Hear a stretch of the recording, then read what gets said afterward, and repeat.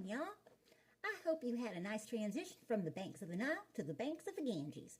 We're leaping halfway across the world today to explore the ancient wisdom of India. Now, before we start on these texts, I want to acknowledge something important. Indian civilization is one of the oldest continuing cultures on Earth. While Mesopotamia and ancient Egypt eventually faded away, Indian traditions that began thousands of years ago are still very much alive today. That would be like if people were still worshiping Ra and building pyramids in modern Egypt. Geographically, we're talking about the Indian subcontinent, modern-day India, Pakistan, Bangladesh, and parts of Nepal. This region is defined by three major features: the Himalayan mountains in the north, the Ganges River flowing through the northern plains, and the Deccan Plateau in the south. The texts we're discussing today, the Rig Veda and the Upanishads, were composed over centuries. The Rig Veda is one of the oldest religious texts in the world, dating back to roughly 1500 BCE. That makes it older than Homer, older than the Hebrew Bible, and only a bit younger than Gilgamesh. The Upanishads came later, roughly between 800 and 500 BCE, and represent a philosophical evolution of Vedic thought. One crucial thing to understand about these texts is that they were preserved orally for centuries before being written down. Imagine memorizing thousands of verses word for word and passing them down exactly. Indian culture developed incredible memory techniques to preserve all the sacred texts. Some scholars believe the Rig Veda we have today sounds almost exactly as it did 3,000 years ago. Let's start with the Rig Veda. The word Veda means knowledge, and there are 4 Vedas altogether. The Rig Veda is the oldest and consists of 1,023 hymns dedicated to various deities. The Vedic worldview presents us with something different from what we've seen so far. Unlike the monotheism of the Hebrew Bible or the court-centered religion of Egypt, Vedic religion focuses on cosmic forces personified as deities. Listen to this hymn to Agni, the god of fire. I praise Agni, the household priest, the divine minister of the sacrifice, the invoker, the best bestower of treasure. Agni, worthy of praise by ancient and modern sages, shall bring the gods here. Y'all hear how central sacrifice is? The Vedic religion was built around elaborate fire rituals where offerings were made to the gods. Fire Agni was the messenger who carried offerings to the divine realm. There are similarities to Greek religion with its pantheon of gods, but Vedic deities often represent natural and cosmic forces more directly. Agni is literally fire, and Surya is the sun, and Indra controls thunder and rain. The central concept in the Rig Veda is Rita, the cosmic order that governs both nature and human society. Rita ensures that the sun rises each day, the seasons change on schedule, and all things follow their proper course. This makes me think of Ma'at from Egyptian thought, or even the divine order in Genesis. All these ancient cultures recognize that the universe operates according to patterns and principles. The difference lies in how they understood that order and the humanity's relationship to it. Some of the most fascinating parts of the Rig Veda are the creation hymns, which ask profound questions about the origin of the universe. Listen to this excerpt. There was neither non-existence nor existence then. There was neither the realm of space nor the sky which is beyond. What stirred? Where? In whose protection? Was there water bottomless deep? There was neither death nor immortality then. There was no distinguishing sign of night or of day. Yet one breathed windless by its own impulse. Other than that, there was nothing beyond. Y'all, this was not your typical creation story.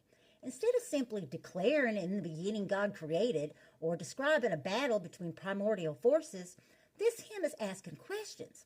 It's expressing wonder and even doubt about how everything began. The hymn goes on to say, who really knows? Who here will proclaim it? Whence was it produced? Whence is this creation? The gods came afterwards with the creation of the universe. Who then knows whence it has arisen? That's philosophical questioning that wouldn't feel out of place in a modern physics classroom.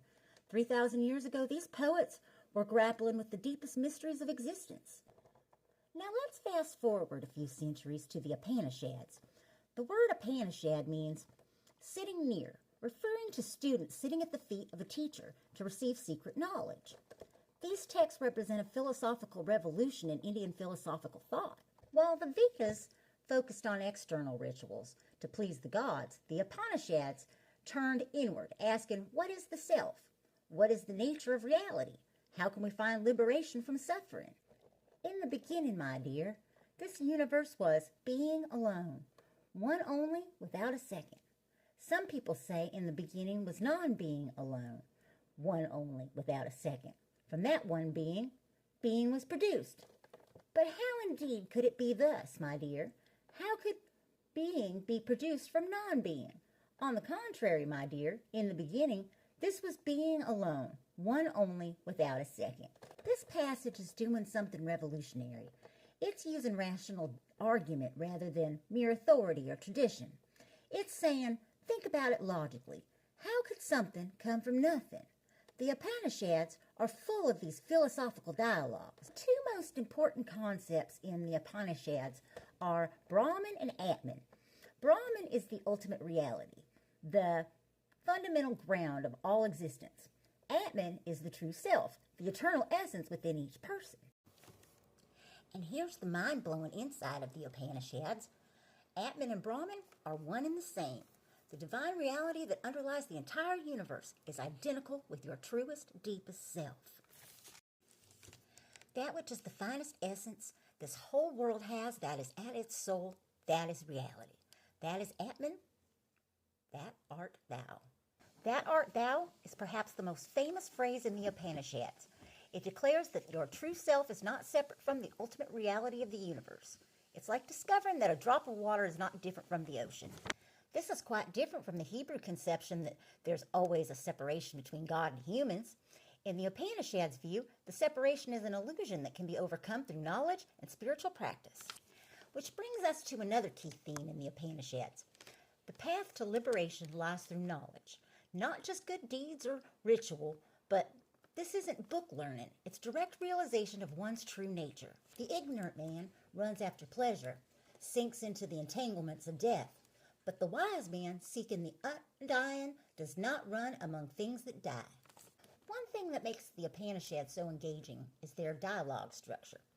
Many of them feature a student questioning a teacher, or even challenging conventional wisdom. In the Kathopanishad, a young boy named Nachiketa actually questions death himself. Can you imagine the courage? Excuse me, Mr. Death, but I've got some philosophical questions I'd like to ask you. And in another Upanishad, a woman philosopher named Gargi challenges the sage in public debate. She asks such penetrating questions that he eventually tells her to stop or her head is going to fall off. I reckon that's ancient Indian for you're blowing my mind. Now let's compare what we've learned. The Rig Veda emphasizes multiple deities representing cosmic forces, elaborate sacrificial rituals, and maintaining cosmic order through proper action. While the Upanishads emphasize the unity underlying apparent diversity, inward contemplation rather than external ritual, and knowledge of one's true nature as the path to liberation. There are definitely some parallels between Upanishadic thought and some Greek philosophy, especially later Platonism and Neoplatonism. Some scholars believe there might have been interaction between these traditions, especially after Alexander the Great's campaigns reached India. On Thursday, we'll continue our exploration of Indian thought by examining selections from the Mahabharata. This gives us insight into the concept of dharma, duty, or righteous action, which is central to Indian ethics. Well, what do you know? Time sure does fly when you're exploring the nature of reality. Remember, folks, the greatest wisdom often comes from questioning rather than assuming we already know the answers. Keep those curious minds working.